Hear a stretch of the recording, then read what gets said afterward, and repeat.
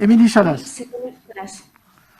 Je m'adresse à Oui, lui. Monsieur le Président, T'as vu évidemment, ça? je prends quelques minutes pour parler de l'Arménie à double titre. D'abord parce que je reviens il y a quelques semaines d'un voyage en Arménie, un voyage diplomatique pour justement porter un message de paix et aussi nous faire, puisque nous étions une quinzaine de députés, les témoins de ce qui était en train de se passer pendant ces 6 très longues semaines pour le peuple arménien sur le terrain et les exactions commises par l'Azerbaïdjan qui ne respectent évidemment pas, qui n'a pas respecté la Convention de Genève et le cadre de la guerre dans notre monde civilisé, avec l'utilisation de bombes à sous-munitions, de bombes à phosphore, en ciblant des civils, des écoles, des églises, des hôpitaux.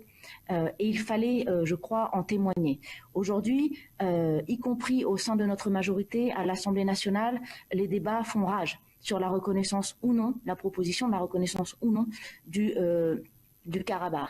Moi, je fais partie de ceux qui sont engagés comme vous, Monsieur le Président, et je vous remercie pour vos mots, car tous les élus aujourd'hui n'ont pas le courage que vous avez d'affirmer cette position, et je le ferai à vos côtés avec à la fois de la dignité, beaucoup de respect pour le peuple arménien, et je ne vous cache pas une certaine fierté en cette fin de conseil municipal. Bon, le débat a eu lieu, le vote a eu lieu. Il y a une dernière demande et ensuite on passe au vœu suivant. C'est donc Émilie Chalas.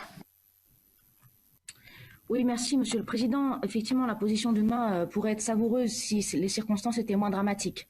Je vous ai connus, les uns et les autres du groupe UMA, et notamment les élus grenoblois, plus fervents défenseurs de la désobéissance civique que vous n'avez de courage sur cette délibération.